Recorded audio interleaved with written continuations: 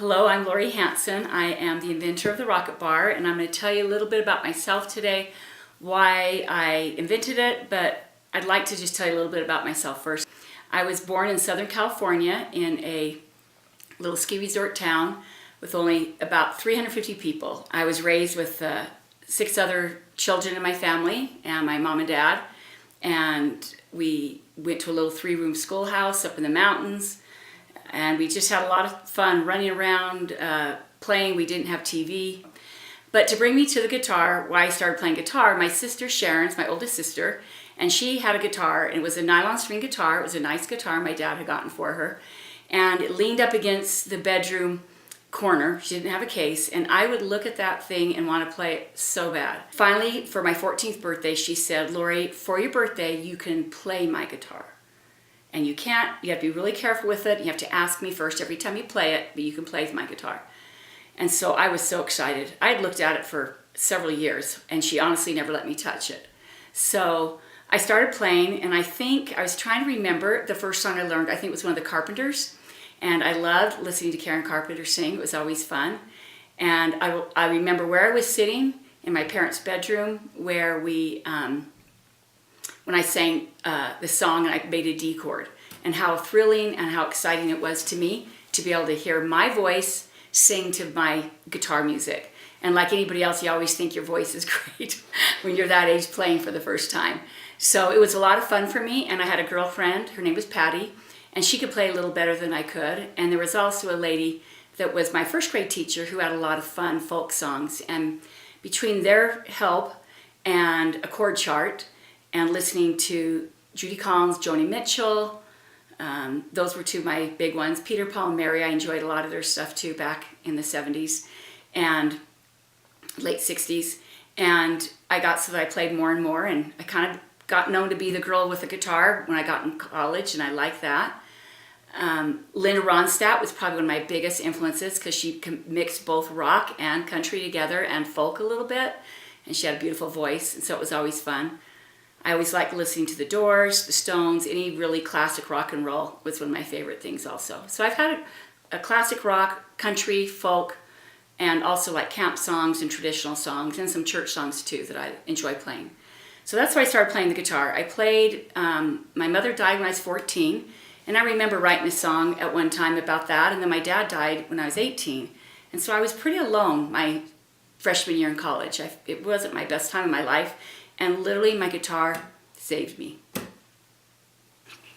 Anyway, it really meant a lot to me. And I would write these songs for myself about, I don't know, just whatever. I'd write my songs. And so I really enjoyed it. And then I got a job. Someone told me about playing like in a club that you could make like $100 a night or $60 a night if I went and sang in like little nightclub things or little coffee shop places that they might serve liquor later into the evening in California. So I started doing that, and also played a couple places also where I went to school. And I even had my little drum box that I recorded with me and did my one-man band thing, and I did pretty good for myself, made some pretty good little money. And then I fell in love, got married, just played my guitar, wasn't performing, and we were really poor, and we needed some money. And up in Park City, there's a place called the Grub Steak, which is a great place to have a steak. And they had entertainment every Friday and Saturday night. So you could get a job as a soloist, but that meant I would make $50 a night. And if my husband could play bass, I figured, well, then we could make $100 a night. So I bought a bass, and he played a little bit of guitar, but hadn't ever done much with it. And he sat around for about 2 months and learned how to play bass. And we learned about 3 songs and auditioned. And he just filled in for the songs I already knew. And we got the audition. We were like, we made $100 every Friday, Saturday night, and we get a free steak dinner every night. But I'll never forget the first night we went to play. We played, and the guy on the break said, "What happened to you?" Because when we tried out, we did such a good job. We got the gig, but he never fired us, and we got really good. We played there for 6 months, every Friday and Saturday night, and by the end of the 6 months, we were actually pretty accomplished as a duet. And we played some other places after that. We eventually added in a drummer and a guitarist, and then eventually also a keyboard player. We played a lot for just either clubs, but mainly we would do, well, we did clubs quite a bit. The Canyon Inn was one of my favorite places in Salt Lake City. They've got great steak there also. And we played there every Thursday, Friday, Saturday night for my entire third pregnancy. And probably not the best thing with all the smoke in the bar, the way the rules were back then, but that's the way it was. And we quit playing there about a week before I delivered my third daughter. Anyway, we played, we started doing more casual gigs where we do for dances and private parties that fit in more with our lifestyle a little bit more as we got older and lots of kids. I have 5 daughters. When I was 38 years old, though, my husband died of colon cancer, and so that changed my life drastically, and the band ended, and it was a big deal for me to have that happen also.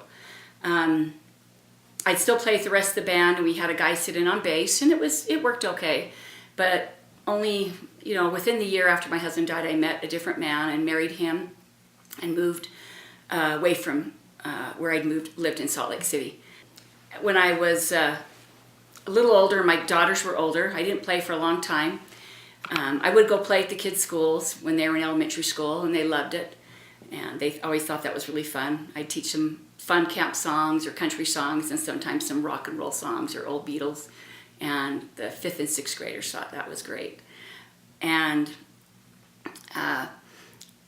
when my daughters got older and we would sing for some things sometimes, I thought, maybe we should put a band back together again. 2 of the daughters were excellent on keyboards, and one played bass, started playing bass really well, and then the other 2 would sing lead most of the time. And we did add in a lead guitarist and a drummer. Eventually that drummer became one of my son-in-laws, but we had a great band. We played around, did a lot of casual gigs. Some state fairs. We've traveled to China and done big shows over there, so it was a lot of fun. And then the band slowly got pregnant.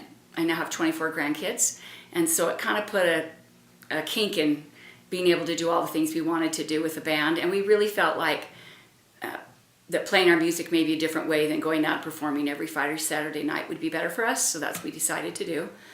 And so I started singing mostly just at church or for casual things that people would ask us to do, more acoustic music, and also with my kids' schools. And so I've done that for years. And around 40, I noticed I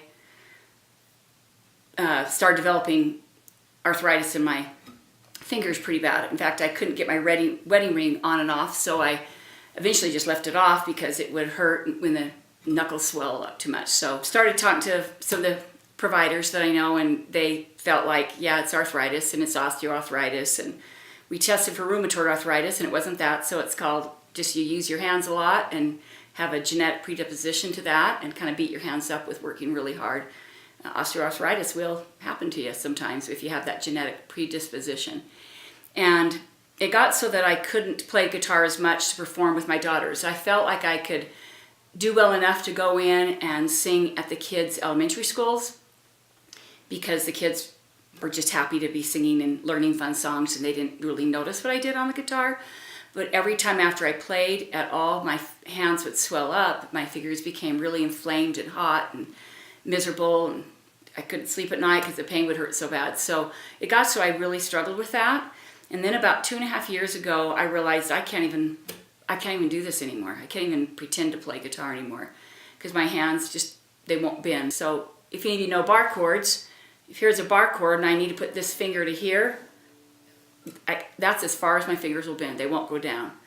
I'm trying to form a D chord. I can actually kind of form a D chord, but if you ask me to form a bar or to do a F chord, that's really, really hard for me to get my finger to go over there. I can get it, but I can't lift up I can't get the curve in the hand the way you need to.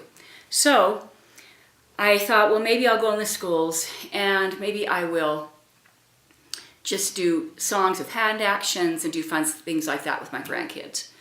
And then I thought, well, maybe I'll try ukulele, and maybe I'll try a slide, and maybe I'll try an electric guitar because it's so easy to push, and maybe I'll try a classical guitar. And I borrowed guitars. I tried everything. And then I played around enough, and I finally thought if I could just do something like a slide, but have it be able to play major and minor chords. And so I figured out some different tunings, but they were always missing, not playing all 6 of the strings.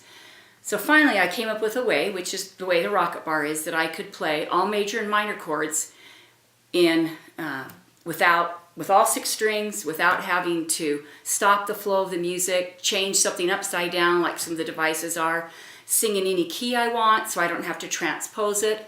Plus, if you're singing a key of G, for example, and the song is supposed to be in the key of C, it's not going to be arranged and people can't sing it very well. It's too high or it's too low. So I really wanted something so that I could play guitar at least as well as I used to with my band, which was a good solid rhythm player.